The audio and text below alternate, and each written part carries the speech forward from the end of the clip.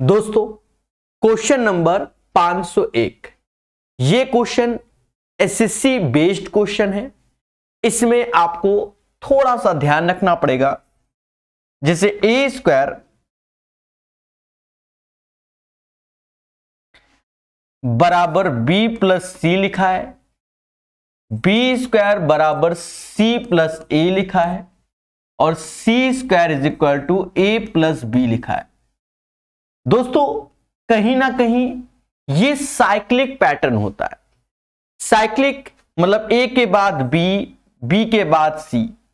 आप देख सकते हैं साइक्लिक ऐसे दिखाता है, ए के बाद बी, बी के बाद सी, बी के बाद सी, सी के बाद ए, सी के बाद ए के बाद बी। इसी को साइक्लिक ये समाज कहता है। जब भी साइक्लिक पैटर्न हो इन जनरल समान माने जाते हैं। और इस केस में आपको याद रखना है कि a बराबर 2 रखेंगे और b बराबर भी 2 रखेंगे और c बराबर भी 2 रखेंगे। स्पेशल केस है सर, दो ही क्यों रखेंगे? क्योंकि 2 + 2 का योग 4 और 2 का स्क्वायर 4, सभी में ये फिट बैठता है, इसलिए हम यहां पर 2 आप कहते हो सर ABC बराबर क्या 3 रख सकते हैं? नहीं, क्योंकि 3 3 6, 3 का स्क्वायर 9, तो नहीं रखेंगे। ये चीज आपको सीखनी चाहिए हमारे द्वारा। क्वेश्चन को देखो, यहां 3 लिखा हुआ है ऐसे, ठीक है। हम क्वेश्चन का आंसर देंगे। 3 ऐसे लिखा हुआ है, पहले बोलो हां। और 1 बार 2 बार 3 बार वही ABC की वैल्यू, तो फिर से 3 हमने ऐसे लिख दिया। 1 बार 2 बार 3 बार, क्योंकि A B C तीनों की वैल्यू समान है इसलिए लिख दिया 3। नीचे A+1, A का मतलब 2 + 1, 3 से 3 कटा, यानी 3 इसका आंसर आएगा। इन जनरल जब एसएससी में होता है तो शायद उसमें एक आंसर, क्योंकि वहां शायद ये 3 नहीं देते हैं और यहां पर इस पेपर में 3 दिया गया है, तो उस हिसाब से आपको हमने समझा दिया। याद रहे, इसे प्यार से सीखना है, तभी तो आप आगे बढ़ोगे। बोलो बोलो टेल।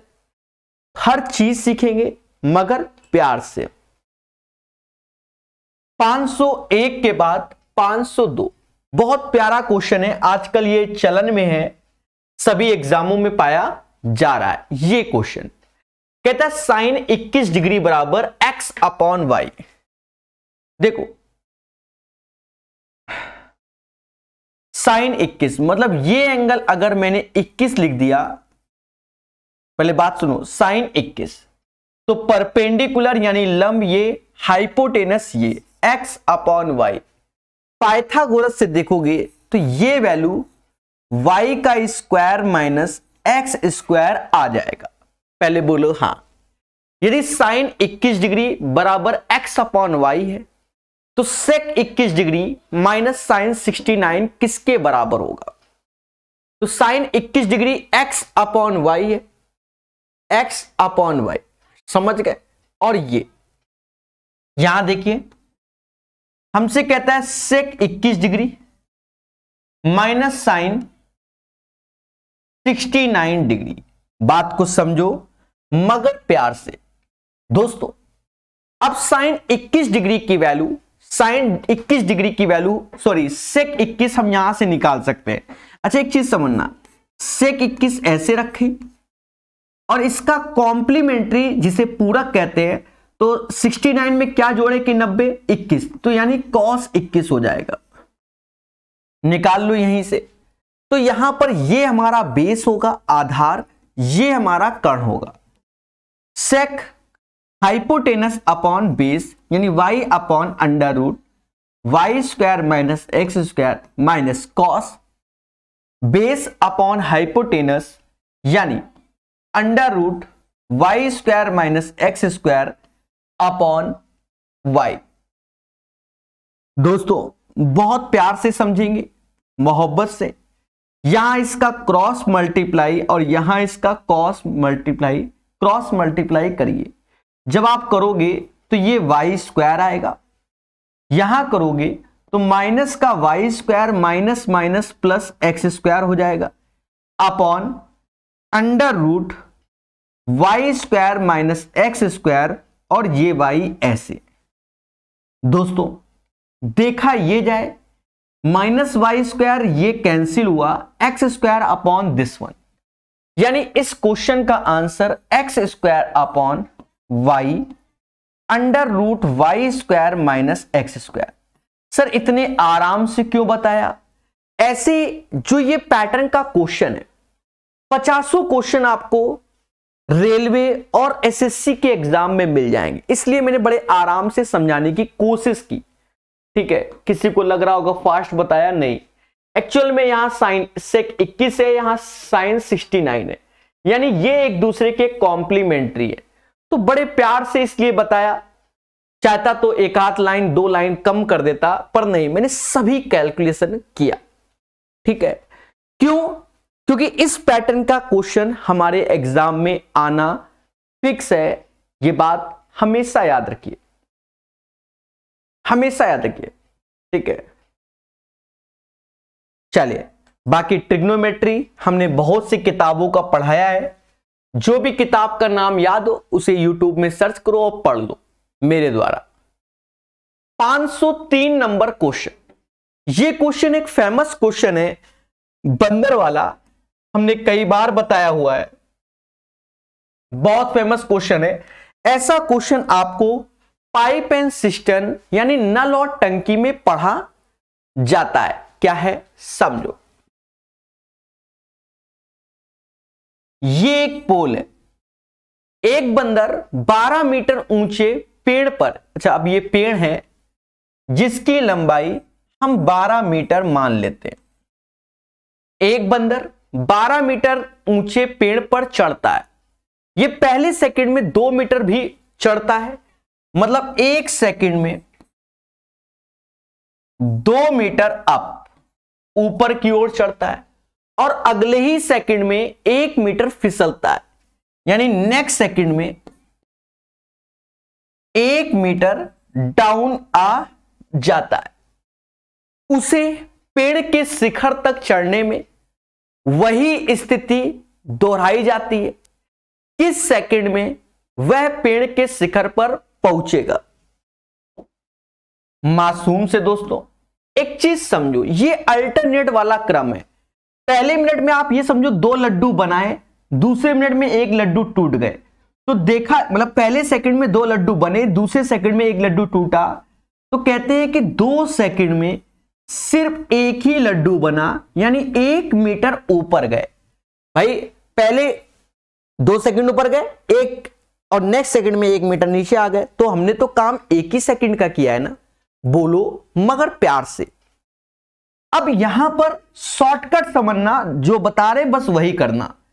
देखो इनमें से जो बड़ा है उसको हमेशा इससे घटा दो, तो घटाया तो 10 आया, दोनों साइड 10 का मल्टीप्लाई कर लो, मोटा मोटा। अब आप गलत भी नहीं बोलोगे भाई, 2 सेकंड में अगर 1 मीटर अप जाता है तो 20 सेकंड में 10 मीटर अप ही जाएगा, पहले बोलो हां।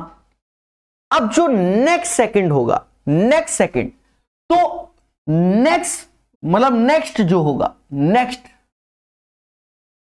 उसमें 2 मीटर अप ही जाएगा, 2 मीटर अप ही जाएगा। तो 1 सेकंड फिर लिया तो 2 मीटर अप चला गया, और जब बंदर पेड़ में चढ़ गया तो वो बंदर फिसलेगा क्यों? सीधी सी बात है, जब कोई काम आपने कर लिया तो वो काम बिगड़ेगा क्यों? यानी 12 मीटर 21 सेकंड इसका आंसर आएगा। ऐसा क्वेश्चन पाइप एंड सिस्टम में, नल और टंकी में कई बार हमने समझाया है, एक बार फिर से समझाते हैं। इसका कॉन्सेप्ट याद रखना, नल और टंकी में स्पेशल जो अच्छा क्वेश्चन आता है ये इस टाइप का कि पहले सेकंड में 2 यूनिट काम हुआ, दूसरे सेकंड में 1 यूनिट काम बिगड़ गया, तो फिर अच्छा क्वेश्चन होता है। समझो एक पेड़ है जिसकी लंबाई 12 मीटर है, पहले सेकंड में 2 मीटर कोई बंदा ऊपर चढ़ता है और दूसरे सेकंड में 1 मीटर नीचे आता है। तो देखा जाए पहले सेकंड में मान लो 2 लड्डू बने, दूसरे सेकंड में 1 लड्डू टूटा, तो यानी 2 सेकंड में 1 ही लड्डू बना। तो इसीलिए मेरे मासूम से दोस्तों मैंने लिखा कि 2 सेकंड में एक ही काम हुआ। तो अब जो ट्रिक बता रहे हैं, ट्रिक हमेशा याद रखो, इनमें से जो बड़ा है वो इसमें घटा दो। 10 आया, 10 का दोनों साइड इंटू किया, यानी 20 सेकंड में 10 मीटर ऊपर गया। अब फिर चढ़ने की बारी आएगी, तो 1 सेकंड में जब बंदर 2 मीटर ऊपर चढ़ गया तो फिर बंदर फिसलेगा क्यों? फिसलेगा क्यों? आप विचार कीजिए, पहले सेकंड में जब 2 मीटर बंदर ऊपर चढ़ गया तो फिसलेगा क्यों? फिसलेगा क्यों? काम जब पूरा हो गया तो कोई दिक्कतें नहीं, 21 सेकंड में 12 मीटर, इसलिए ये क्वेश्चन अच्छा होता है। चलिए, ये क्वेश्चन भी अच्छा क्वेश्चन है, बाकी प्यार से पढ़ाया है। अगर आपकी ज्योमेट्री कमजोर है, बिल्कुल ही कमजोर है, तो आर.एस. अग्रवाल की किताब का ज्योमेट्री पूरा का पूरा निःशुल्क यूट्यूब में पढ़ाया है, उसे पढ़ सकते हैं और सीख सकते हैं। इस किताब के क्वेश्चंस को लगाइए, खुशी मिलेगी।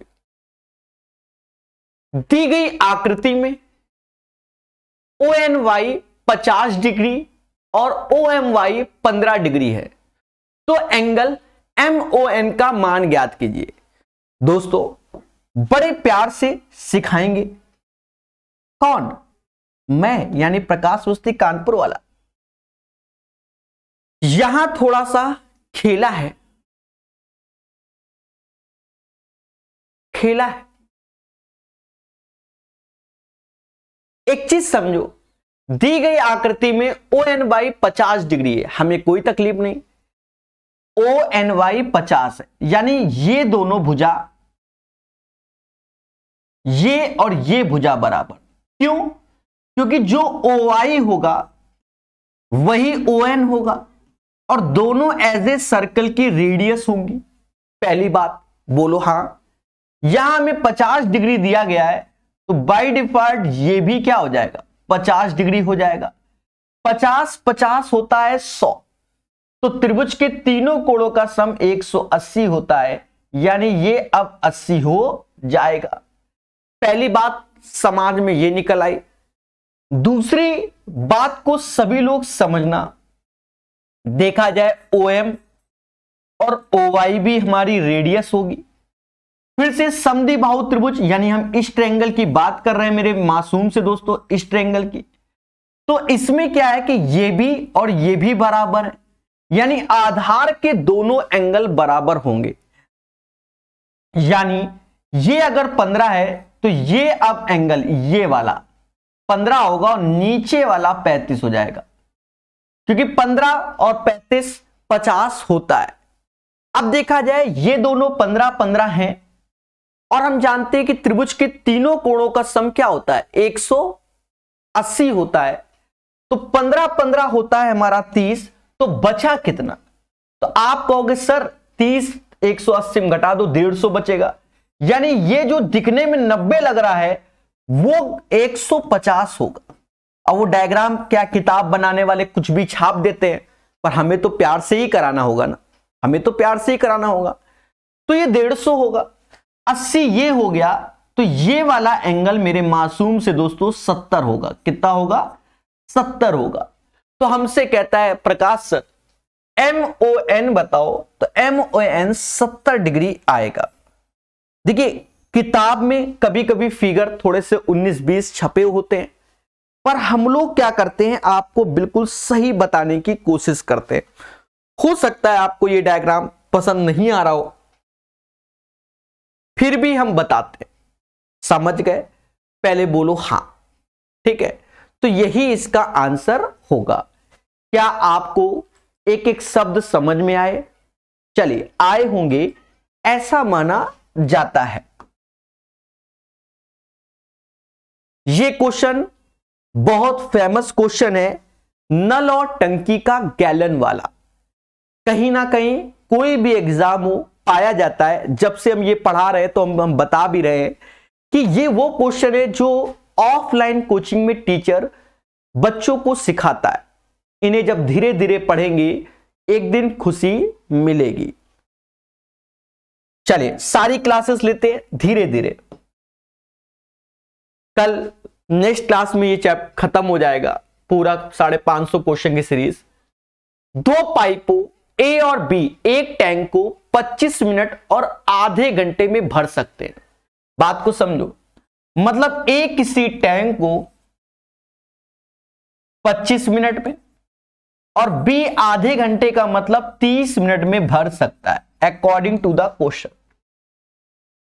पाइप से 3 गैलन प्रति मिनट खाली करता है, यानी 1 मिनट में 3 गैलन एम्प्टी मतलब खाली करना, यानी 1 मिनट में 3 गैलन खाली होता है।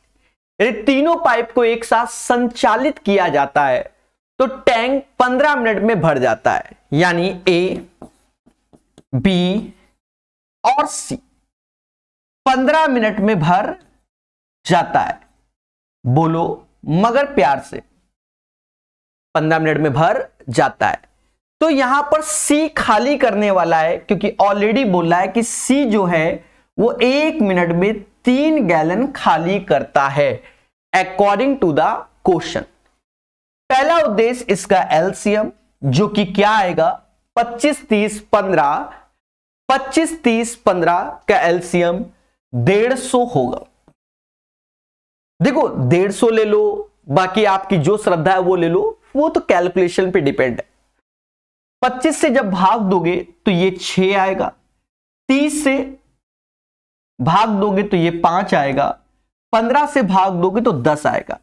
मतलब ए 6 लड्डू बनाता है, बी 5 लड्डू बनाता है, पर बने 10 लड्डू हैं, यानी सी 1 लड्डू तोड़ देता है। सी 1 मिनट में 1 लड्डू, तो 150 लड्डू 150 मिनट में तोड़ेगा। सीधी सी बात। देखा जाए 1 मिनट में 3 गैलन का खेला है, तो प्रभु 150 मिनट में कितने गैलन का खेला होगा?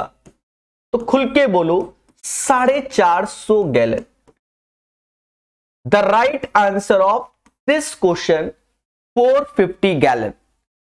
मेरे मासूम से दोस्तों 450 gallon the right answer of this question.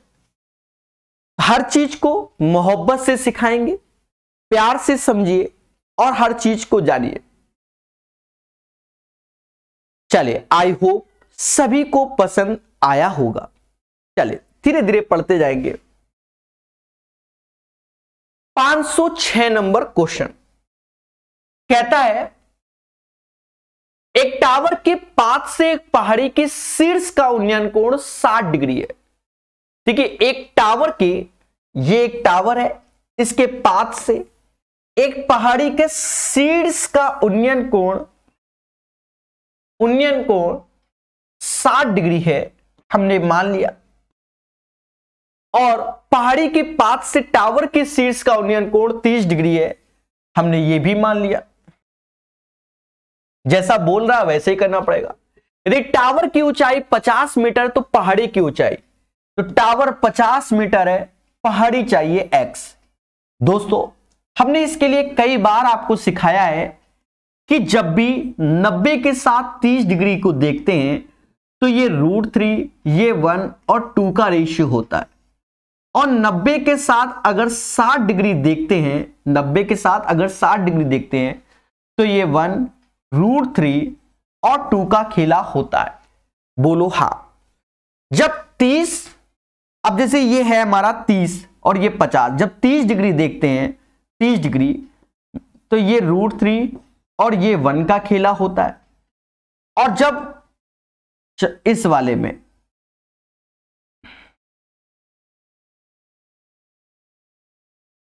बड़े प्यार से देखिए, जब इस वाले में देखते हैं 90 के साथ 60, तो ये 1 और ये √3 होता है। तो देखा जाए दोनों में आधार को समान किया जाएगा। ऐसे हमने दोनों में आधार को समान किया। ऐसा करते ही आधार समान हो गए, यानी 1 बराबर 50 के, यानी 1 बराबर 50 के। तो देखा ये जाए √3 गुणे √3, जब 1 बराबर 50 के तो ये 3 है, 3 बराबर 150। The right answer of this question 150 आएगा। बोलो हां। तो 150 is the right answer of this question. धीरे धीरे पढ़िए, प्यार से सीखिए हमारे साथ, हर एक चीज को वेल मैनर आपको बताया जाएगा। चलिए दोस्तों, यह क्वेश्चन एक अच्छा क्वेश्चन है जिसे समझना चाहिए। YouTube में प्रिज्म प्रकाश सर मैथ करके भी सर्च करोगे तो हो सकता है आपको वीडियो मिल जाए, हो सकता है ना भी मिले। पिरामिड प्रकाश सर मैथ करके सर्च करोगे तो मिल जाएगा। बढ़िया, क्योंकि प्रिज्म में उतना दम नहीं होता, पिरामिड में बहुत बड़ा दम होता है। प्रिज्म के अगर आपको वास्तव में फॉर्मूले याद हैं तो क्वेश्चन आराम से और इजी वे से बन जाता है। पिरामिड में फॉर्मूले याद होने के साथ साथ आपको कॉन्सेप्ट भी आने चाहिए। देखो प्रिज्म में क्या होता है उसको समझते हैं। जैसे आयतन की बात करें, आयतन को इंग्लिश में वॉल्यूम कहते हैं एरिया ऑफ द बेस, आधार का क्षेत्रफल, area of base into height, ये इसका आयतन होता है। Area of the base into height यानी आधार का क्षेत्रफल गुणा ऊंचाई। कर्व सरफेस एरिया, जिसे समाज वक्र पृष्ठ के नाम से जानता है। ये मैं प्रिज्म का बता रहा हूं। किसका बता रहा हूं? प्रिज्म का बता रहा हूं।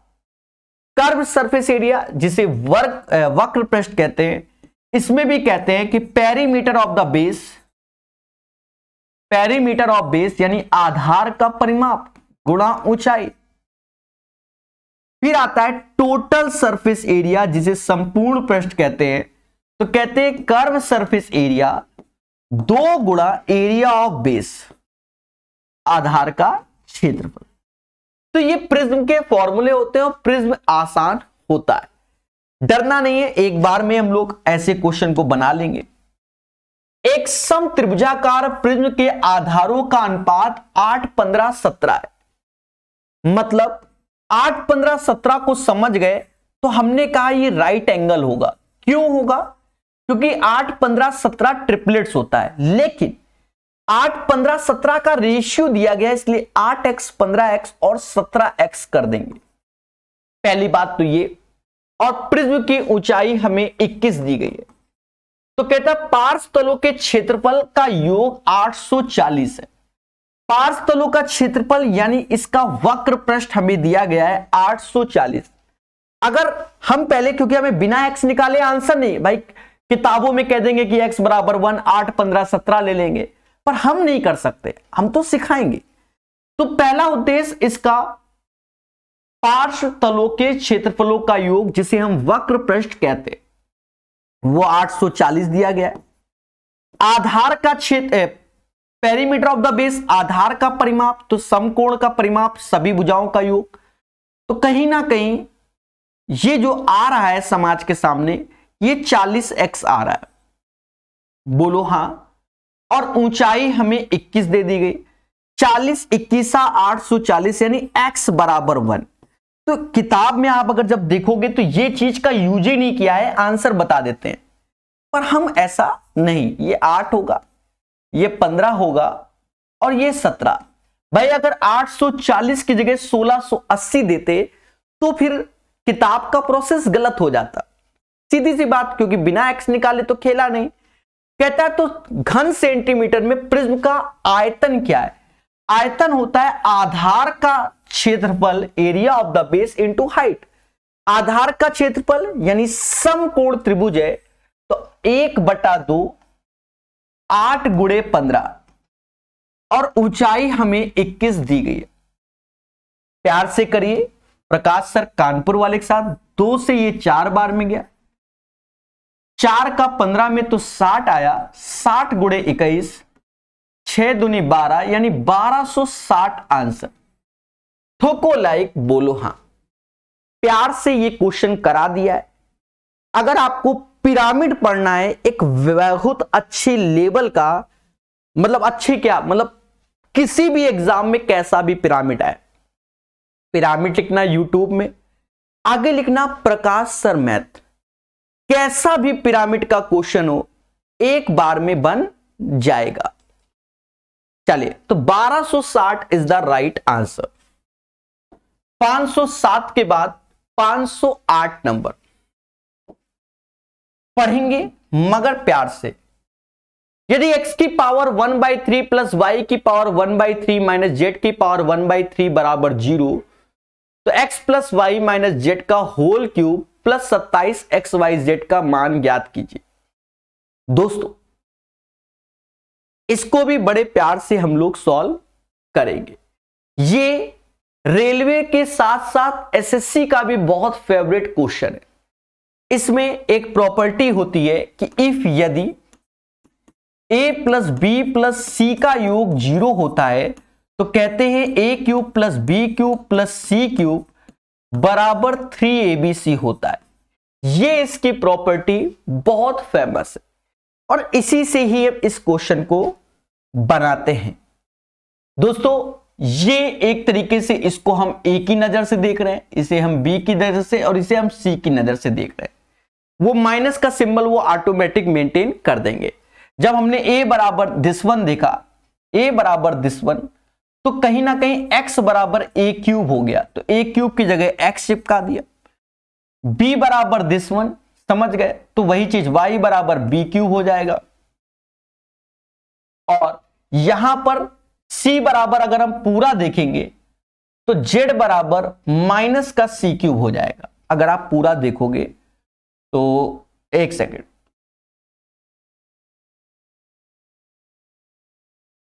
z बराबर माइनस का सी क्यूब या माइनस का z बराबर सी क्यूब हो जाएगा। ठीक है, तो यहां पर माइनस का z, 3 ऐसे, अब जो जो माना है उसको वैसे ही रख दो। ठीक है, ए का रिप्लेस कर दो भाई, a बराबर दिस वन, b बराबर दिस वन, z c बराबर दिस वन। रिप्लेस किया तो x की पावर 1/3, y की पावर 1/3 और यहां माइनस का सिंबल आ जाएगा, z की पावर 1/3। ये बना। अब दोनों का होल क्यूब कर दो तो x plus y minus z का होल क्यूब जो हो जाएगा वो इसका भी होल क्यूब, तो 3 का क्यूब 27 होगा। इस -1 का क्यूब, तो माइनस का सिंबल बाहर आ जाएगा, बाकी ये एक्स वाई जेड हो जाएगा। अब आ जाओ इधर, तो कहते हैं x plus y minus z का होल क्यूब प्लस का 27 XYZ बराबर 0। यही इसका आंसर होगा। जी हां, ये एक प्यारा सा क्वेश्चन था जो कि आपको करा दिया गया है। भाई x की पावर 1/3 बराबर a, y की पावर 1/3 बराबर b और z की पावर 1/3 बराबर c और x plus y minus z का होल क्यूब प्लस 27 XYZ का मान ज्ञात कीजिए। तो बड़े स्मूथ वे में आपके सामने इसको कर दिया गया है। ठीक है, और बताया कि एसएससी का ये फेवरेट क्वेश्चन रहा है। ठीक है, तो कॉन्सेप्ट इज द पावर। अच्छा, एक बच्चे ने अपना नाम ही लिखा है, प्रकाश सर का स्टूडेंट, धन्यवाद। पढ़ते रहो, मुस्कुराते रहो, हर चीज को सीखते रहो। तो इसका आंसर आपके सामने क्या है? 0 है, 0 है, 0 है। चलिए, प्यारा क्वेश्चन है ये बच्चा, थोड़ा सा प्यारा है पर डरना नहीं, आसान क्वेश्चन है। आसान क्यों? क्योंकि हमसे अगर कोऑर्डिनेट कभी पढ़ा है, नहीं पढ़ा तो कोऑर्डिनेट प्रकाश सर मैथ करके आप पढ़िए। एक चीज समझो, जैसे कोई भी इक्वेशन हो, कोई भी इक्वेशन हो, मोटा मोटा हम बता रहे, जैसे मान लो हम यहां 3x ले ले, यहां 4y ले ले और यहां 12 ले ले। पहले भी बात को समझो और कह दे कि मूल बिंदु या x एक्सेस y एक्सेस से जा रहा है, x एक्सेस और y एक्सेस से जा रहा है, तो इस केस में जो एरिया निकालने का सबसे आसान तरीका क्या है उसको समझते हैं। ऐसा जब भी बोल दे, मान लो मूल बिंदु बोले या आपका ये बोले x एक्सेस या y एक्सेस, तो इस केस में आप एरिया ऐसे निकालो, 12 से भाग दो तो x/4 हुआ, y/3 हुआ बराबर 1। मतलब इस पैटर्न में बना लो। इस पैटर्न का मतलब x/a प्लस y/b बराबर 1 के पैटर्न में, पर यह कंडीशन दी होनी चाहिए। तो एरिया होता है सीधे 1/2 ए गुणे बी, बस मुद्दा ही खत्म। इतना स्पीड से, जैसे इसका एरिया चाहिए तो 1/2 4 गुणे 3, मेहनत ही नहीं करना, 6 आंसर आ गया। अब हम क्वेश्चन की लैंग्वेज को पढ़ेंगे और एक एक चीज को समझाएंगे।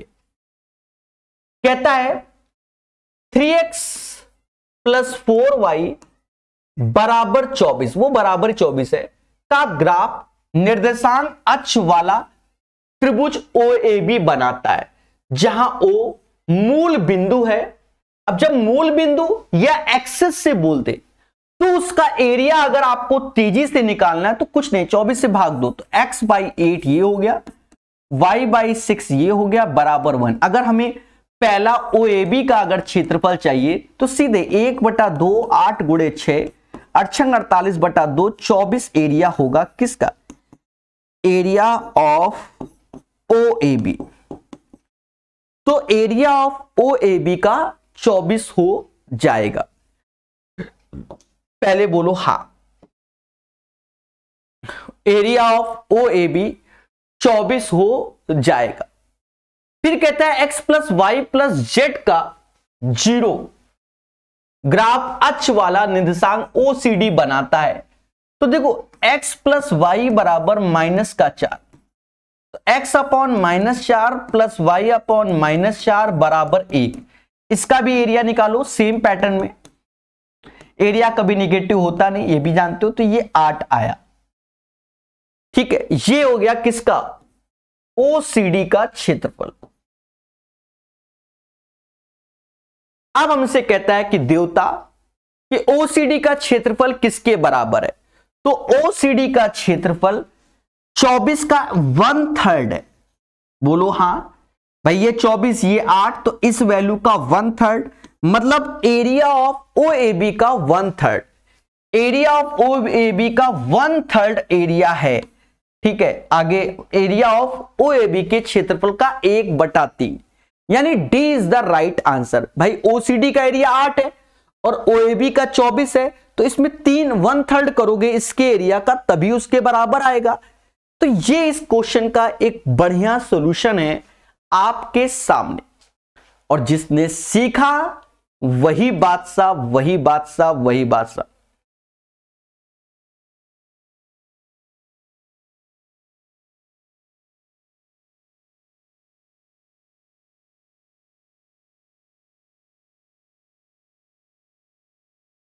चलिए, तो दोस्तों बहुत ईमानदारी के साथ इसको पढ़ाया गया, धीरे धीरे पढ़ते जाएंगे और एक दिन वास्तव में हम सिलेक्शन पाएंगे।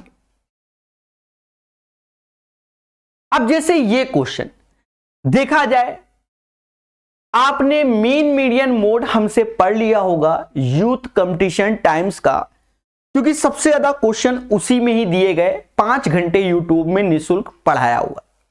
और ऐसा नहीं 80-90 हजार लोगों ने उन वीडियो को देखा भी है। ठीक है, अब 1 लाख पहुंच गया तो बात की बात है, पर 80-90 के आसपास तो था ही। कहते हैं इस आंकड़े में अनुपस्थित बारंबारता x को ज्ञात करे, दिया गया समांतर माध्य 28 है। देखिए हमने यहां पर दूसरा सॉल्यूशन रखा है जिससे आपको तेजी से समझा दें। ये थोड़ा सा बढ़िया इसलिए हो जाता है, वो आप समझ जाओगे भी, कुछ नहीं करना है और प्यार से सॉल्व हो जाएगा। देखो यहां पर क्या है, sigma f of x upon sigma f करना है बस, और वो हमें समांतर माध्य 28 के दिया गया है। तो यूथ में टाइप वाइज से दिया गया है, पहले मीन, मीडियन, मोड, फिर आपका स्टैंडर्ड डिविएशन और दुनिया भर के दिए गए, वो बड़े प्यार से दिया गया है। और एक एक करके जब सीखता है तो बच्चा समझ जाता है। अब कहता है 0 और 10, तो पहले इसका माध्य 5 हुआ, 10-20 का तो 15 हुआ, पहले बात को समझो, 20-30 का 25 हुआ, ये 35 हुआ, ये 45 हुआ और ये 55 हुआ। तो इसका इसमें इंटू इसका इसमें इंटू इसका इसमें इंटू इसका इसमें इंटू इसका इसमें इंटू इसका इसमें, और जोड़ा जाता है। तो वो चीज यहां पर लिखी है जिसे आप देख लो, कोई बड़ा इशू नहीं है। 5 गुणे 12 60, ये समझ गए, ये लिखा हुआ है, जिससे घबराने की कोई जरूरत नहीं है।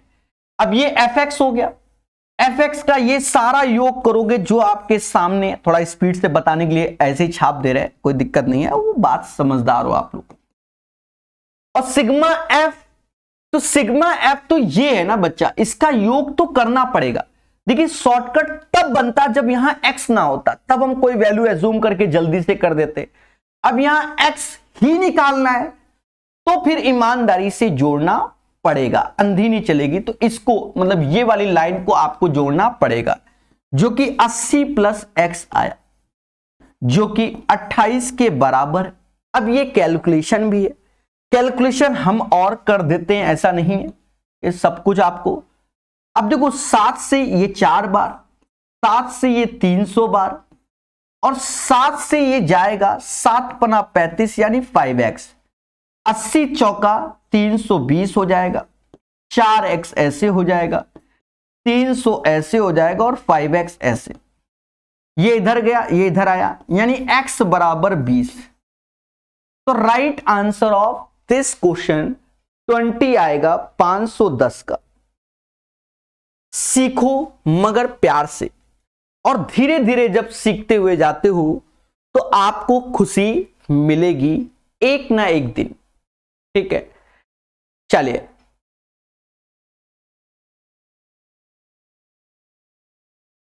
बिल्कुल मेरे भाई, बच्चों को वही पसंद है, तेजी से पढ़ाओ, आए चाहे ना समझ में, वो काम नहीं है। देखो हमेशा याद रखो, धीरे धीरे हम अगर बढ़ रहे हैं तो एक दिन ऑटोमेटिक समाज जानेगा। एकदम भाग रहे हैं तो पीठ पीछे समाज गरियाता भी है, समझ गए कि शेयर करो शेयर करो शेयर करो, लाइक करो, चिल्लाओ, ऐसे इससे कोई काम नहीं चलता। हम टीचर हैं, हमसे एक बच्चा पढ़े चाहे 1000 पढ़े, हमारे लिए एक तरीके से बराबर रहता है, और बड़े आराम से सिखाना चाहिए। जिसका कोई डाउट हो, क्योंकि हम जब किताबें पढ़ाते हैं तो किसी बच्चे का कोई डाउट हो, बड़े प्यार से उसको सॉल्व हो जाए। एक का भी भला होगा, दुआ जरूर देगा, यही सत्य है। चलिए तो पढ़ते रहिए, सब मोह माया है, और धीरे धीरे आगे बढ़ते रहेंगे। जी हाँ दोस्तों, क्योंकि पढ़ेगा इंडिया तभी तो एक दिन बढ़ेगा। कोई जल्दी नहीं है, क्योंकि इन वीडियो को बाद में देखते हैं बच्चे, ऐसा नहीं है, डाउट तो अपने सॉल्व करते हैं। एक जैसे ये क्वेश्चन एक प्यारा क्वेश्चन है, हम लोग एसएससी में पढ़ाते हैं इक्विलैटरल वगैरह में इस टाइप के क्वेश्चन, इस साल ये एनटीपीसी में आया भी है। कहता है एक समबाहु त्रिभुज एबीसी की भुजा 6 सेंटीमीटर। समबाहु, ऑलरेडी इसने इक्विलैटरल बोला है कि ये समबाहु त्रिभुज है जिसकी भुजा 6 सेंटीमीटर। यदि 1 सेंटीमीटर त्रिज्या वाला, क्या 1 सेंटीमीटर त्रिज्या वाला वृत्त, अब ये 3 कोनों में है, मतलब जो ये वृत्त है वो कहां है, 3 कोनों में है, ऐसा बोल रहा है।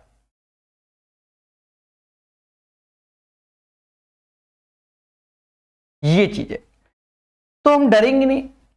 एक समबाहु त्रिभुज एबीसी की भुजा 6 सेंटीमीटर, यदि 1 सेंटीमीटर त्रिज्या वाला एक वृत्त त्रिभुज के भीतर किनारों के साथ बना है, वृत्त के केंद्र का बिंदु की भुजा वाला एक समबाहु त्रिभुज क्या होगा, मतलब केंद्र से जो भुजा वाला समबाहु त्रिभुज। चलो वो भी बना देते हैं बढ़िया सा।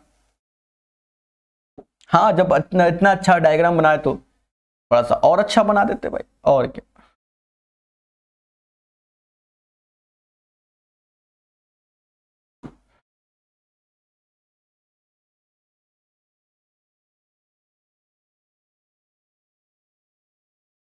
हाँ चलिए, बढ़िया दिख रहा होगा आज, मुझे भी अच्छा लग रहा है देखने में। तो भैया सीखेंगे, एक चीज समझो, ये भुजा 6 सेंटीमीटर दी गई है, पहली बात, और कहीं ना कहीं इक्विलैटरल ट्रायंगल है। अगर हमने ये लाइन मिला दी और ये चीज परपेंडिकुलर होता है, ये लाइन मिला दी, ये चीज परपेंडिकुलर होता है। सभी जानते हैं कि ये एक सर्कल है, ये एक्सटर्नल पॉइंट है। अगर ऐसे जो टेंजेंट दो जाती हैं तो ये दोनों टेंजेंट बराबर होती है। साथ ही साथ ये एंगल बाइसेक्टर कोण समद्विभाजक होती है। तो जब ये इक्विलैटरल था तो ये 30-30 हो जाएगा और ये पूरी भुजा 6। बड़ा आसान सॉल्यूशन है, ऐसा नहीं कि टफ है। बस आपको बस हल्का सा एक पॉइंट याद रखना है, बहुत बताया है कि 90 के साथ अगर 30 डिग्री देखते हो तो रेशियो होता है √3, 1 और 2। पहले बोलो हां। ऑलरेडी इस क्वेश्चन में आपको रेडियस 1 दी गई है, 1 ही दी गई है। 30 के साथ जब देखा तो ये √3, ये 1 ऑलरेडी 1 बराबर 1 के और ये 2 के, तो ये √3 जब इत्थे है तो √3 जब इत्थे है, हमसे कह रहा है प्रभु ये लाइन ही ऊपर वाले इक्विलैटरल की साइड होगी। तो 6 में √3 घटा दोगे तो 2 माइनस √3 आंसर। यही इसका सॉल्यूशन है मेरे देवताओं। कैसा लगा? कोई दम नहीं है, हम लोग बेसिक क्वेश्चन इसको मानते हैं, पर जब पेपर में आते हैं तो बच्चों को सीखना चाहिए। सिलेक्शन लेना है तो ऐसे क्वेश्चन को सीखना है।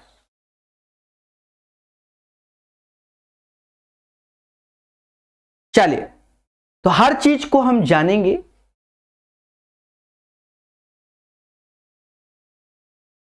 और चीजों को समझेंगे। 511 के बाद 512 नंबर, बड़ा प्यारा क्वेश्चन है, धैर्य पूर्वक सीखेंगे।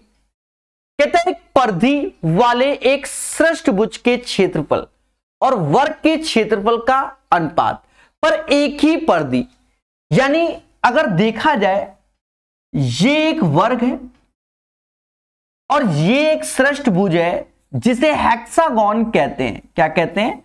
हेक्सागोन कहते हैं। और हेक्सागोन के सारी की सारी भुजाएं क्या बराबर है? हेक्सागोन की सारी भुजाएं बराबर है। और जो इसका परिधि यानी पेरीमीटर है, वह परिधि लिख दिया है, परिमाप बोलना था, कोई दिक्कत नहीं, सर्कल के केस में परिधि बोलते हैं, पर बात बराबर है। सभी भुजाओं का योग यानी इसका 6 है, तो इसका जो भुजा हो जाएगा तो वो 3/2a, 3/2a, 3/2a, क्योंकि इसका भी परिमाप क्या होना चाहिए? बराबर होना चाहिए। भाई इसका भी और इसका दोनों का परिमाप बराबर। तो कहता है प्रभु क्षेत्रफल का खेला बताओ। दोस्तों जब हम हेक्सागोन में देखते हैं तो इसमें 6 समबाहु त्रिभुज बनते हैं। तो 6 ऐसे समबाहु त्रिभुज यानी √3/4, भुजा यानी a का स्क्वायर। और जब हम स्क्वायर देखते हैं तो भुजा का स्क्वायर यानी 9/4a स्क्वायर।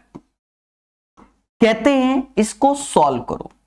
a स्क्वायर से a स्क्वायर गया, 4 से 4 गया। अब 6√3 और 9 भाग दे दो किसका? दो मेरे भाई। अब ऑप्शंस मैच करना चाहिए। सारा खेला ये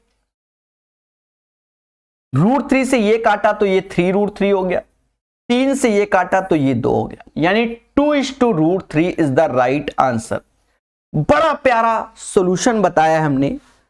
2√3 is the right answer of this question. इस क्वेश्चन का आंसर 2√3 है। बोलो हां, 2√3 is the right answer of this question. 512 का आंसर बोलो, मगर प्यार से। धीरे धीरे हम पढ़ते जाएंगे और हर चीज को सीखते जाएंगे। ठीक है सर, लखनऊ में कहां रहते हो? देखो कहां से पढ़ाते हो? मैंने कई बार बताया मैं सीआरपीएफ कैंप में रहता हूं। अब ये कहां का कैंप है? ये सब मोह माया है, पढ़ाई करते रहो। कई बार बताया कि भाई पुलिस में है, सीआरपीएफ में, सेंट्रल रिजर्व पुलिस फोर्स में। अब बहुत जल्दी हम लखनऊ से दूर भी हो जाएंगे किसी और शहर में, पर रहने वाला प्रॉपर कानपुर सिटी का हूं। मेरा घर जब मैं जाता आता रहता हूं वो कानपुर है। ठीक है, इसीलिए कानपुर वाला मेरा नाम है। ऑफलाइन भी पढ़ाता था। ठीक है, तो अब ये सब मोह माया त्याग कर पढ़ाई पर फोकस करेंगे।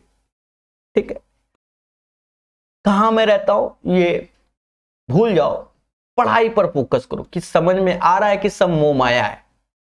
अच्छा ये सोल्यूशन लगा दिया है, चलो कोई बात नहीं। कोई बात नहीं, कैलकुलेशन मेरी बचेगी, समझाना ही तो है।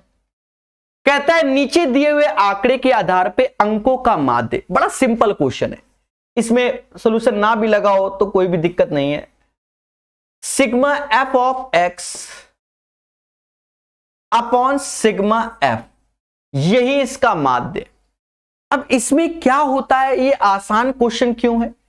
इसका इसमें गुणा, इसका इसमें, इसका इसमें, इसका इसमें, इसका इसमें, इसका इसमें करना पड़ेगा, करना पड़ेगा। तो ये तो 0 हो गया, फिर 5 ऐसे, 4 दूना 8, 3 त्रिका 9, 4 दूना 8, 8 5 40।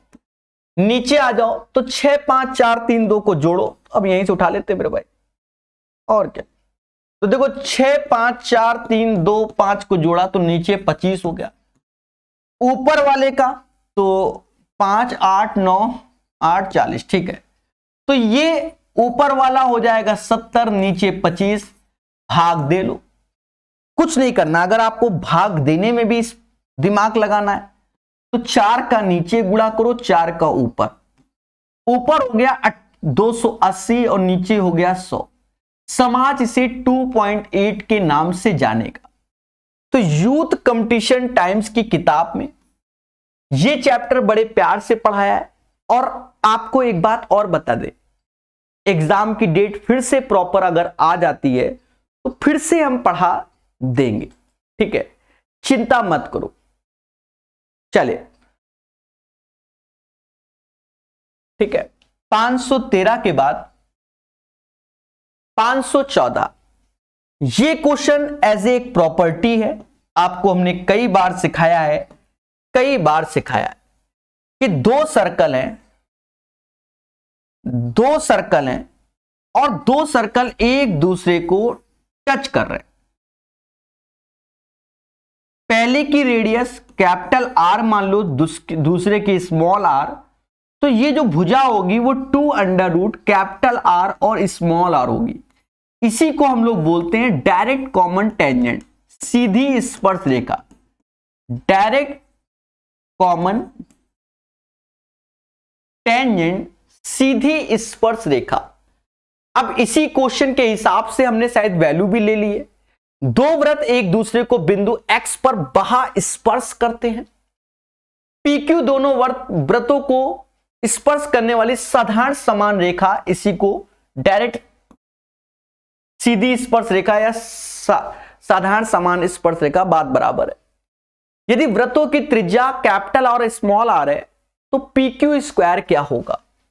PQ यानी ये साइड है, तो PQ बराबर 2 कैपिटल आर और स्मॉल आर, स्क्वायर कर दोगे तो PQ का स्क्वायर, तो 2 का स्क्वायर 4, कैपिटल आर और स्मॉल आर, यही इसका आंसर हो जाएगा। बोलो मगर प्यार से।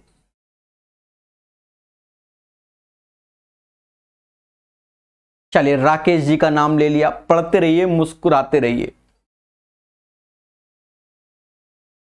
514 के बाद 515, ये क्वेश्चन यूट्यूब में सबसे पहले, सबसे शॉर्टकट में बताने वाला इकलौता बंदा मैं बन चुका हूं आज से 1 साल पहले ही। और अभी हाल ही में ऐसे क्वेश्चन के वीडियो हमने प्रोवाइड किए भी हैं। एक शॉर्ट वीडियो डाला था, difficult question of time and work. इसके लिए अगर वो 5-6 क्वेश्चन सीखते हो तो हो जाएगा, वरना अभी 2 क्वेश्चन करा रहे हैं, सीखने की आदत डालो, ठीक है। ज्यादातर इस क्वेश्चन में हम 360 डिग्री 360 एज्यूम करके करते हैं ज्यादातर। बढ़िया क्वेश्चन है, 2-3 बार में सीखोगे तभी सीखता है, और वरना तो अब तक सीख गए होगे, क्योंकि हमने ही इसको बहुत शॉर्ट किया है। सांद्रा और मयूरी एक साथ काम करते हुए एक कार को 45 दिन में पूरा कर देते। सांद्रा और मयूरी किसी काम को 45 दिन में कर देते। तदापि मयूरी अकेले काम करती है और कार का 1/3 भाग के पूरा होने पर जाने पर चली जाती। देखिए, ये स्पेशल क्वेश्चन है, इसमें हम आपको बता दें हम लोग करते क्या, ज्यादातर अगर ये 9 का मल्टीपल दिख जाता है, 45 दिख गया जैसे, तो हम यहां पर टोटल वर्क ज्यादातर 180 या 360, पर जनरली हम 360 ही लेट करते हैं। 360 हमने टोटल वर्क लेट कर लिया, आसान रहता है। माना कि टोटल वर्क 360 है, 45 से भाग दोगे तो एफिशिएंसी दोनों की 8 आ जाएगी, सांद्रा और मयूरी। अब क्वेश्चन को समझना, मयूरी अकेले काम करती है और कार का 1/3 भाग पूरा कर चली जाती है। तो माना कार 360 है, इसका 1/3 120 कार कौन करती है, मयूरी करती है और चली जाती है। तो शेष कार 240 कौन करेगा, सांद्रा करेगी, और फिर सांद्रा शेष कार को पूरा करती है। परिणाम स्वरूप दोनों ने 104 दिन लिए, यानी मयूरी और सांद्रा ने मिलकर 104 दिन लिए। अभी तो क्वेश्चन पढ़ रहे हैं। यदि मयूरी ने उससे अधिक तेजी से कार्य किया, यानी मयूरी की कार्य क्षमता सांद्रा से ज्यादा है, तो सांद्रा अकेले इस कार्य को कितने दिन में पूरा करेगी। तो ये तो हमारा क्वेश्चन है। अब तरीका समझो, सांद्रा मयूरी टोटल 45 दिया गया, ये हमेशा लेट करते, जब भी इस टाइप की वैल्यू हो 45 वगैरह टाइप की, तो 360 ही लेट करते हैं। भाग देंगे, यानी कार्य क्षमता दोनों की 8। कह रहा है मयूरी की क्षमता सांद्रा से ज्यादा है, तो अगर हम 4-4 कर देंगे, क्योंकि 8 का आधा 4-4, तो दोनों बराबर हो जाएगा। यानी मयूरी ज्यादा लेंगे, तो मयूरी को हमने पहले 5 लिया, तो सांद्रा 3 हो जाएगी, क्योंकि दोनों की कार्य क्षमता का योग 8 होना चाहिए। सीधी सी बात। 5 से जरा हम 120 को भाग देते तो 24 आता है, और 3 से अगर हम 240 को भाग देते 80 आता है। दोनों को जोड़ा तो कहीं ना कहीं 104 आ गया, तो फिर यही आंसर है। कोई मेहनत नहीं। 24 80 का योग 104। मान लो 5 3 से जो भाग दिया 104 ना आता, तो फिर 5 को हम 6 कर देते या 5.5 करते, वैसे 6 करेंगे, फिर इसको 2 करते, फिर उस हिसाब से। और ऐसा भी क्वेश्चन आया कि 5 को अगर हमने 6 किया और उसको 2 किया है, तो वो वाला भी क्वेश्चन पेपर में आया हुआ है। ठीक है, तो ऐसा फिर करते। अब कोई दिक्कत नहीं, क्योंकि इसको भाग देने पे यही आ रहा है। यानी मयूरी की क्षमता 5 हो गई और सांद्रा की क्षमता 3 हो गई, और काम सांद्रा अगर पूरा 360 करती, तो 360/3 120 दिन में सांद्रा पूरा काम करती। ये सॉल्यूशन यानी प्रकाश सॉल्यूशन है। ठीक है, YouTube में अलग से स्पेशल वीडियो भी डाल रखा है हमने, शॉर्ट वीडियो जिसे कहते हैं, और बढ़िया क्वेश्चन है ये। चलिए, पॉलीवॉल बॉय मेरे भाई, पढ़ते रहिए, मुस्कुराते रहिए। चलिए, तो 515 is the right answer of this question. 515 के बाद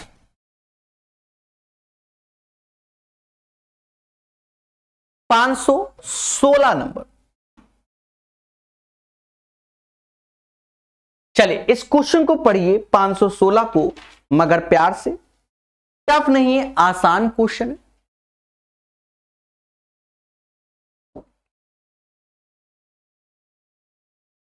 एक बड़े त्रिभुज के तीनों शीर्षों से 3 छोटे त्रिभुज इस प्रकार अंकित किए गए। यानी एक बड़ा त्रिभुज है, इसके तीनों शीर्षों से 3 छोटे त्रिभुज,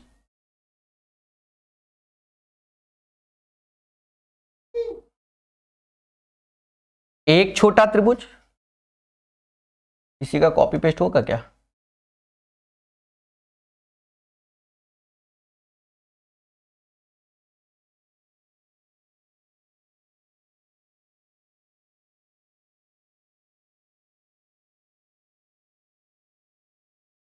एक सेकंड मेरे भाई, आप देख ले पहले। कॉपी,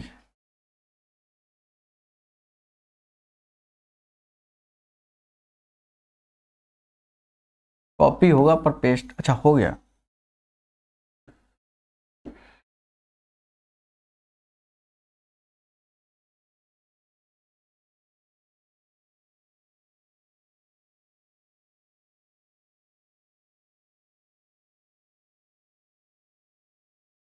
हम्म, क्या बात, वो इसलिए ना बढ़िया लगे ना, इसलिए कितना प्यारा लग रहा है। देखिए देखिए, मुस्कुराइए।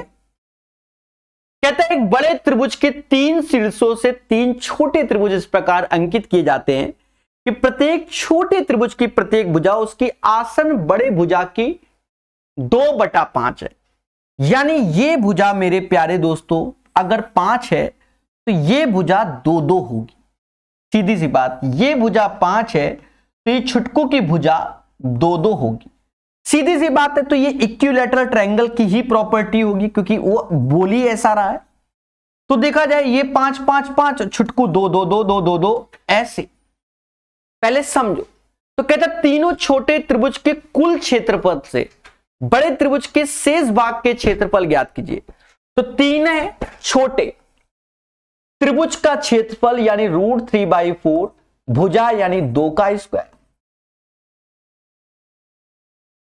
कहता है बड़े त्रिभुज, तो बड़ा त्रिभुज तो ये 5 वाला है, इसका रिमेनिंग पोर्शन मतलब इस पोर्शन का क्षेत्रफल की बात कर रहा है।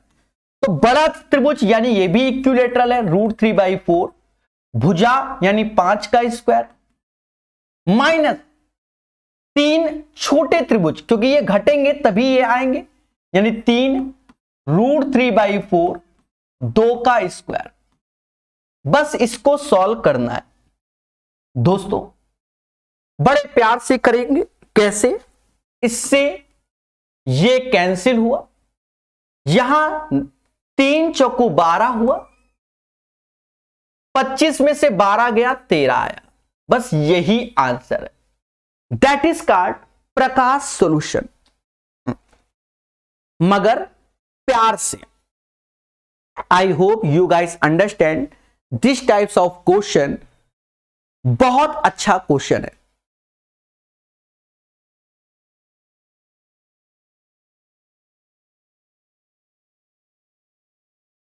चलिए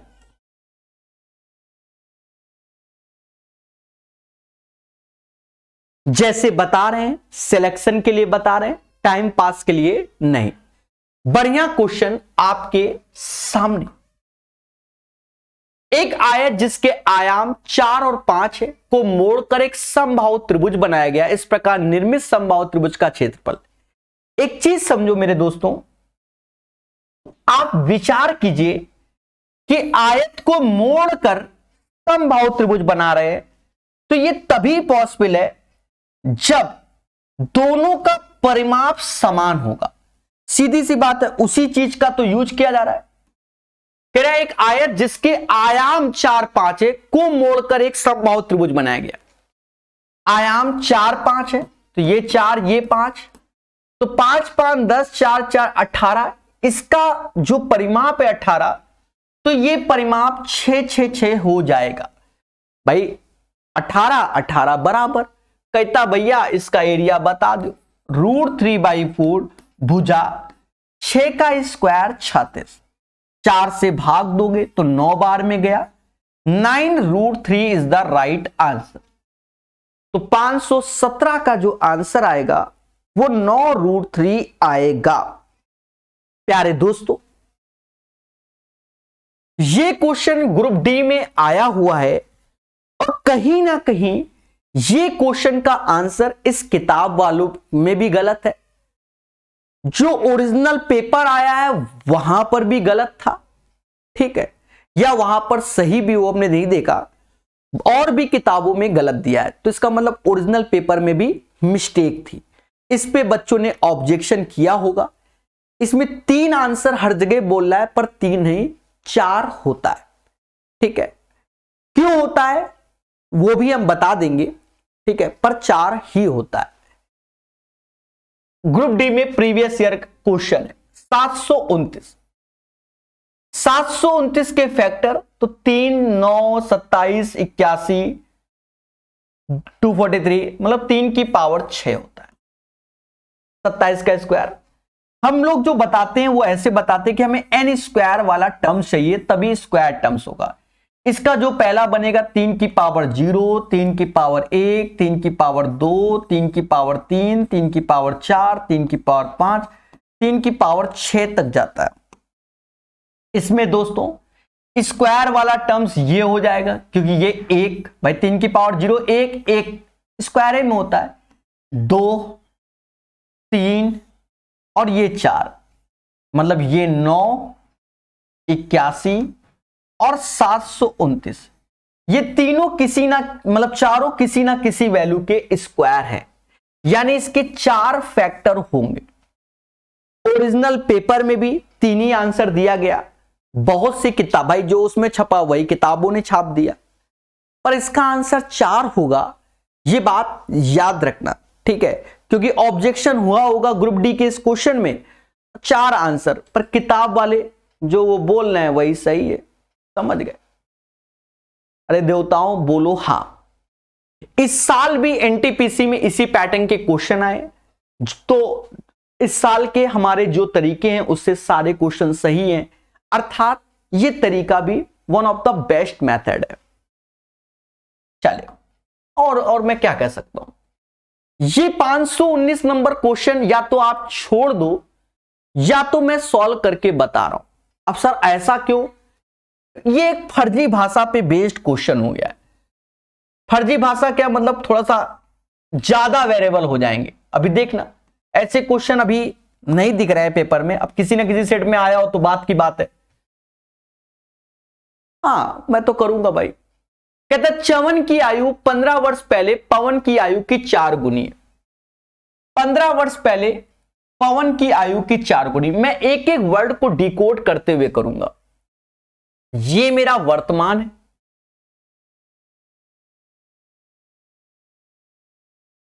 च्यवन, पवन और सुनील। 15 वर्ष पहले च्यवन की आयु 15 वर्ष पहले पवन की 4 गुनी, मतलब ये अगर 1 था तो ये 4, यानी ये 4x और ये x लेना पड़ेगा। इस क्वेश्चन में x लेना पड़ेगा, ज्यादा कंडीशन है। तो यहां पर प्रेजेंट में आ गया ये 4x प्लस 15, कौन, च्यवन, और पवन x प्लस 15 ये प्रेजेंट में आ गया। कैलकुलेटिव है वरना तो छोड़ ही देना चाहिए, हम करेंगे। कहता पवन की वर्तमान आयु सुनील की 2 वर्ष पहले की आयु की 1/3 है। 2 वर्ष पहले, यानी यहां से 2 वर्ष पहले हमने माना सुनील की आयु y है, तो प्रेजेंट में सुनील की आयु y प्लस 2 है। कहता है पवन की वर्तमान आयु, पवन की वर्तमान आयु 2 वर्ष पहले, पवन की वर्तमान आयु सुनील की 2 वर्ष पहले की आयु के बराबर की 1/3 है। पवन की वर्तमान आयु सुनील की 2 वर्ष, भाई 2 वर्ष पहले y का था, उसकी 1/3 है। This is the first equation. ज्यादा कंडीशन है ना, मैं इसलिए ये ना हमेशा शॉर्टकट बताता हूं। जबकि च्यवन की वर्तमान आयु सुनील की वर्तमान आयु का 3/5 है, जबकि च्यवन की वर्तमान आयु सुनील की वर्तमान आयु का 3/5 है। तो ये इक्वेशन नंबर 2, बस यहां से एक्स वाई निकाल लो, आंसर आ जाएगा। बस यही 2 सॉल्यूशन है, क्योंकि हमसे तीनों की वर्तमान आयु का योग पूछ रहा है। निकालेंगे क्योंकि हमें प्रकाश अवस्थी कानपुर वाले भाई इक्वेशन बनाएंगे। ये 20x हुआ, 75 ये हो गया, ये 3y हो गया, ये 3 दूना 6 हो गया। तो कैलकुलेशन करना पड़ेगा। सोचो मगर प्यार से और कैलकुलेशन करो मगर प्यार से, ठीक है। सोचो मगर प्यार से, कैलकुलेशन करो मगर प्यार। अच्छा ये प्लस में होगा, ठीक है। यहां से हम y निकाल लेते हैं भाई। 3x प्लस 45 बराबर y हमें मिल गया। ये y उठाकर हम यहां वाले में पुट कर दे, मतलब ये वाले में। सीधी सी बात है, करना तो पड़ेगा ही। रखा तो 20x प्लस 75, 3 का गुणा कर लो, और 9x 45 त्या 135 प्लस y, ये 11x हो गया। हाँ, और ये 6, सॉरी ये घटाओगे तो 60 6 66, यानी x बराबर 6 आ गया। और जब x बराबर 6 आ गया, देखिए मेहनत वाला खेल है, x बराबर 6 उठाकर यहां रख दो तो y की वैल्यू 45 प्लस 18, 4 1 5 1 6, 63 हो गई। y 63 हो गया। तो y 63 ये है, तो 63 2 65 y हो गया। देखिए मेहनत का खेल है। x 6 है तो 6 15 21 हो गया। 6 को 24 और 15 39 हो गया। ये व्हाइट कलर वाला ही जोड़ना है। 5 6 6 9 15 हासिल 1, 6 2 8 3 11 1 12, 125 इज द राइट आंसर। इस क्वेश्चन का आंसर 125 वर्ष आएगा। तीनों की वर्तमान आयु का योग क्या है? 125 है। 39 21 65 और तीनों का योग 125 आएगा। बोलो मगर प्यार से, ठीक है। तो ये इसका सॉल्यूशन है और ऐसा क्वेश्चन नाम मात्र का ही पेपर में आता है। देखिए हार्ड क्वेश्चन नहीं है, ना ना ना, हार्ड नहीं है। देखो आने को कभी कभी पेपर बर्बाद करने के लिए ऐसे क्वेश्चन आ जाते हैं। अब मालूम है इसमें क्या है कि जो बच्चा रेशियो मेथड से करता है, नो डाउट वो अच्छा मेथड है, हम ही वही पढ़ाते हैं। पर कभी कभार में जो आलतू फालतू कंडीशन है, ये 2 साल पहले 3 साल बाद, तो ज्यादा जल्दबाजी में कंफ्यूजिया जाता है। ऐसा नहीं है, मैं इस क्वेश्चन को रेशियो में बनाने में सक्षम हूं, ठीक है। पर क्या है कि आप कंफ्यूजिया जाओगे, फिर मैं दोबारा समझाओ तिबारा समझाओ तो कोई फायदा नहीं है। तो एक लेवल का क्वेश्चन होता है। और जब नए क्वेश्चन कभी कभार एग्जाम में फर्जी भाषा में आते हैं तो मेहनत का खेल है, इसे दोबारा देखिए समझ जाओगे, ठीक है भाई। इक्वेशन तो बस वही सॉल्व किया है मैंने, आंसर। चलिए आसान क्वेश्चन है, हमने बहुत पढ़ाया है और ऐसा ही क्वेश्चन आ रहा है पेपर में। एक बिंदु किसी रेखाखंड को 4 और 5 और -3,3 को जोड़ते हुए आंतरिक यानी इंटरनली 2:3 के अनुपात में डिवाइड करती है, तो हमें वो बिंदु चाहिए। अब प्रकाश सर सॉल्यूशन हमेशा बताया कि इस वाले का इधर वाले में, इधर वाले का इधर वाले में, बस 4 तिहाई 12, ये -6 और 3 2 5 से भाग, यही सिखाते हैं। 5 तिहाई 15, 3 दूना 6 और इन दोनों का योग 5। अभी हाल ही में भी हमने कोऑर्डिनेट यूट्यूब में पढ़ाया हुआ है, पढ़ सकते हैं। 12 में से 6 गया, 6/5 और 15 6 21, 21/5, ये इसका आंसर आएगा। यानी 6/5 और 21/5। बोलो मगर प्यार से, 6/5 और 21/5 is the right answer of this question. Well manner आपको ये वाला भी बता दिया गया है। 520, 521 नंबर, फिर से ये वही सेंड्रा और मयूरी वाला क्वेश्चन है, जहां पर हम 360 ही मान रहे थे, यहां पर भी मानेंगे। सेंड्रा और मयूरी एक साथ काम करते हुए एक कार्य को 60 दिन में पूरा कर लेती है। सेंड्रा और मयूरी किसी काम को 60 दिन में, तो हमने यहां टोटल वर्क हमेशा हम ज्यादातर जब भी 9 मतलब 6 का मल्टीपल, 60 का मल्टीपल, 15 का मल्टीपल, ज्यादातर हम 360 ही लेते हैं। 360 लेट कर लिया, तो हमने मान लिया टोटल वर्क 360 है। ये हमने लेट किया है यानी माना 360 है।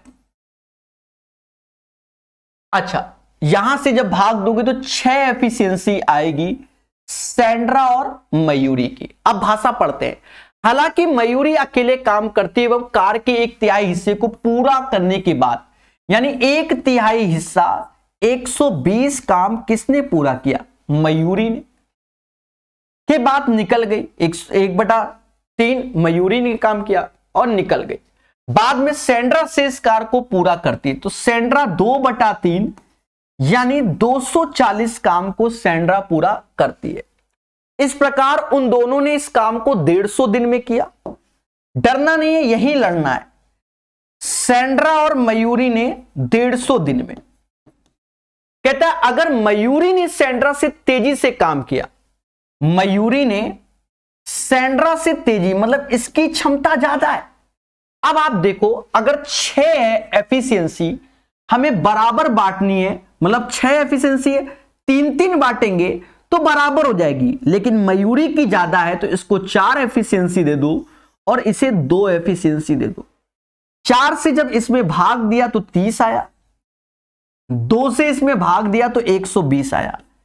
तो देखा ये जाए 150 के बराबर, यानी इसी एफिशिएंसी से हम क्वेश्चन को कर लेंगे। मयूरी की 4, सैंड्रा की 2, यानी ये क्वेश्चन में अगर 360 की जगह 180 भी लेता है तो भी बन जाता, पर 360 ही फिक्स है। तो हमसे कहता है भैया अगर मयूरी ने सैंड्रा तेज काम किया तो सैंड्रा कितने दिनों में उस कार को पूरा करेगी। सैंड्रा की कार क्षमता 2 है और सैंड्रा को 360 लड्डू खाने, तो 360/2 यानी 180 इज द राइट आंसर। इस क्वेश्चन का आंसर 180 आएगा। That is called Prakash solution.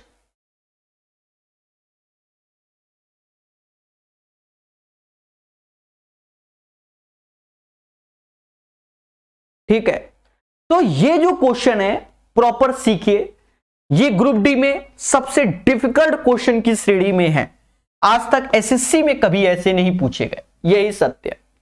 अब ये क्वेश्चन भी रेलवे ग्रुप डी का ही क्वेश्चन है, बड़े आराम से हम लोग कर लेते हैं। ये आसान क्यों हो जाएगा? क्योंकि यहां x-4 है और यहां x-4 है, तो आसान है। अगर अलग होगा तो डिफिकल्ट है। अलजेब्रा यूथ में पढ़ाया है, पढ़िए बहुत अच्छे से। x-4 यानी x बराबर 4 यहां रखा तो ये 16 हो गया, ये 4a हो गया, ये प्लस b बराबर शेषफल 32 के। यहां पर भी 4 रखोगे तो ये 16 हो गया, ये 4b हो गया प्लस a बराबर 35 के। दोस्तों अगर आप देखोगे तो 16 हट भाई, जोड़ो घटाओ नहीं, 32 ऐसे, 4a यानी ये 5 बाहर आया, a हुआ, और ये 32 प्लस 35, 32 से 32 गया, 5 ब्रैकेट में a प्लस b बराबर 35 के, यानी a प्लस b बराबर 7 के, a प्लस b बराबर 7 के, यानी right answer of this question 7 आएगा। इस क्वेश्चन का आंसर 7 आएगा, a प्लस b का मान 7 होगा। ठीक है, बहुत आराम से बता रहा हूं जिससे आप इस सेशन को बढ़िया से पढ़िए।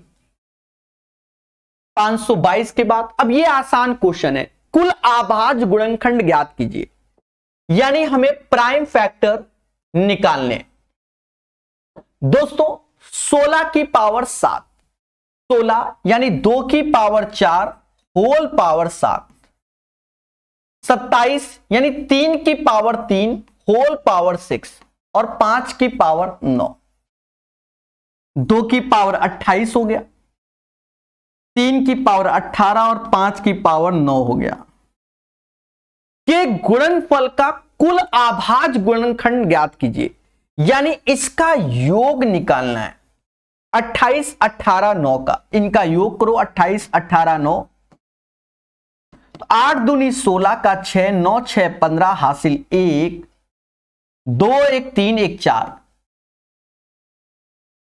1, 5, 55 आंसर आएगा। इसका आंसर 55 आएगा क्योंकि हासिल में जो गया है वो 2 गया है।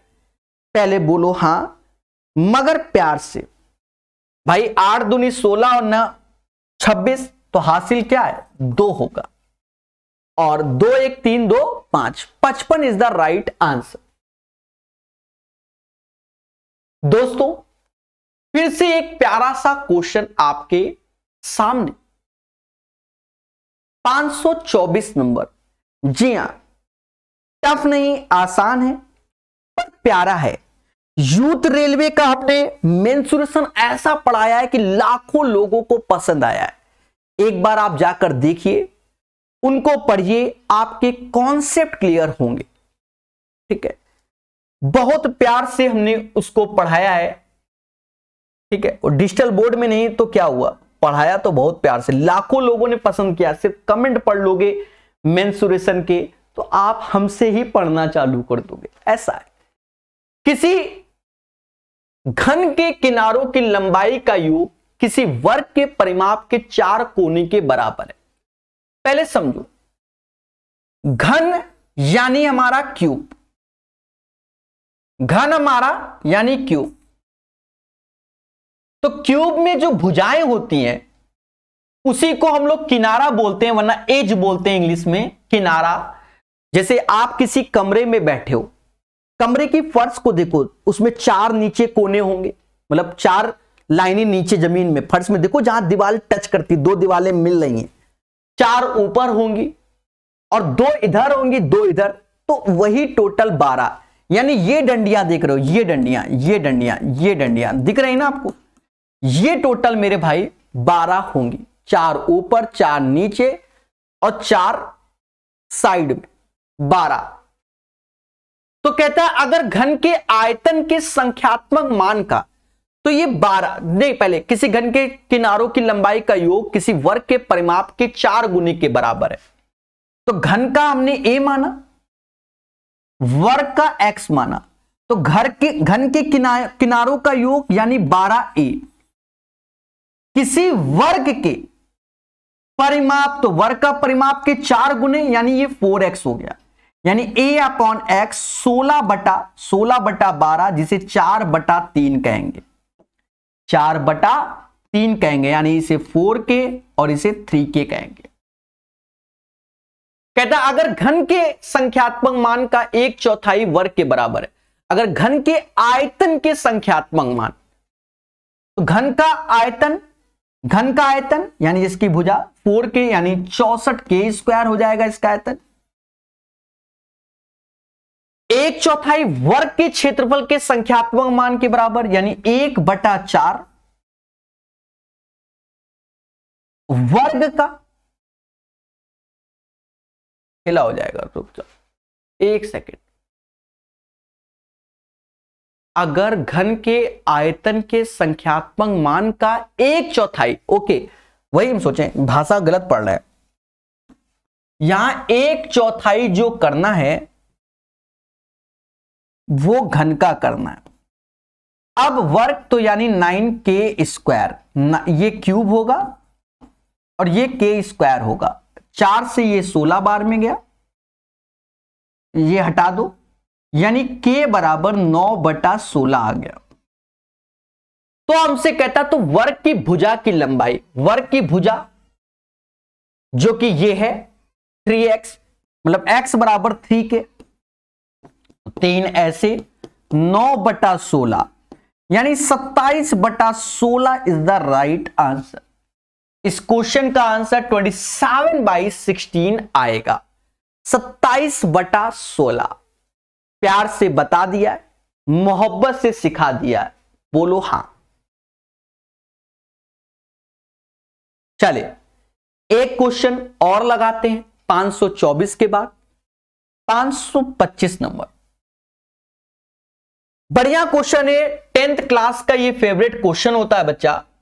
10th क्लास में ये क्वेश्चन आता है और हम प्यार से बताएंगे। वैसे तो आपके एग्जाम में भी आता है, ऐसा नहीं है। एक तंबू इस प्रकार का है कि उसका निचला भाग 24 मीटर की ऊंचाई के एक सिलेंडर की तरह है। यानी तंबू है, इसका निचला भाग एक सिलेंडर है। तंबू जिसका व्यास 126 है, यानी इसकी त्रिज्या 63 है। पहले बोलो हां। उसका शीर्ष भाग 126 मीटर की ऊंची नहीं व्यास के आधार के साथ है, उसी व्यास के आधार के साथ शंकु की तरह है। मतलब ये वाला ऐसा है और उसका कैनवास 8 मीटर है। अच्छा 80 मीटर ये और का कैनवास 8 मीटर चौड़ा है। 8 मीटर चौड़ा कहां? 8 मीटर चौड़ा क्या है?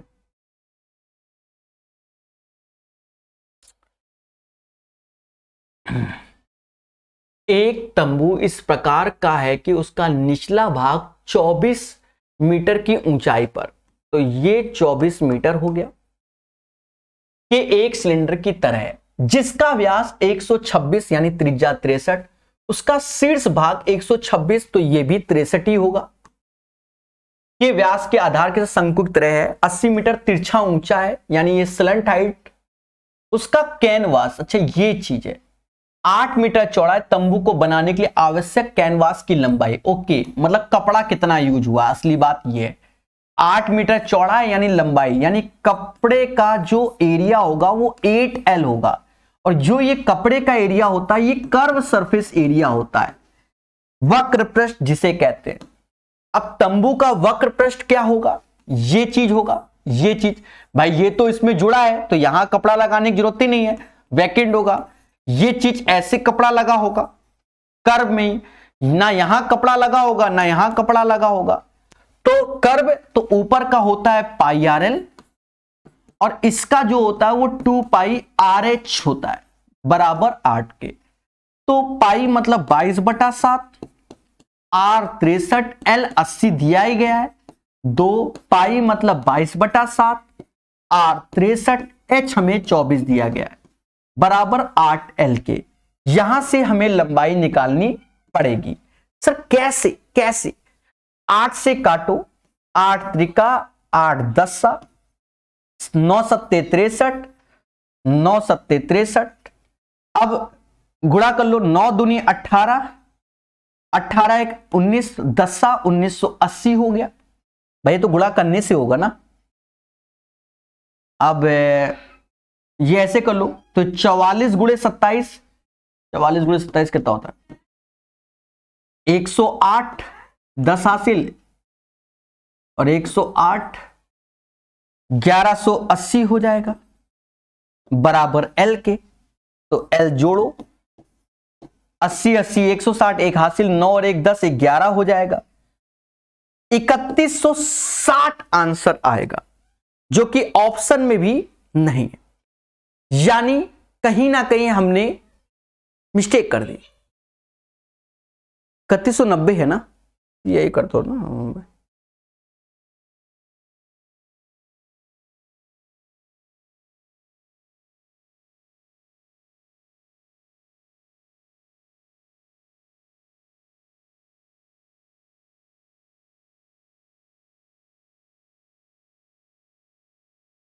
मेरा 3160 आया है।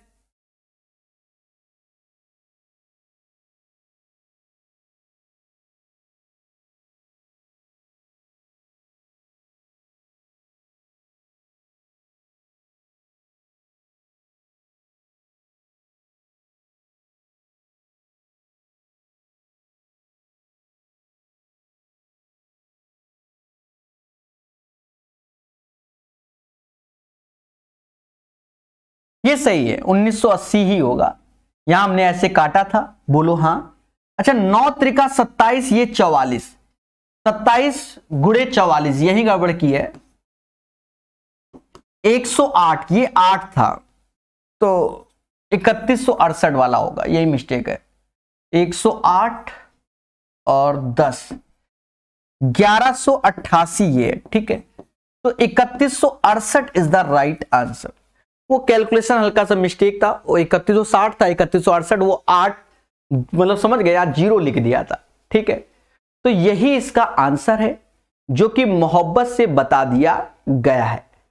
तो याद रहे, कॉन्सेप्ट इज द पावर, जो पढ़ेगा वही बढ़ेगा। ज्यादा शॉर्टकट के चक्कर में मत पड़ना, अन्यथा स्वयं जिम्मेदार होगे। बोलो हाँ।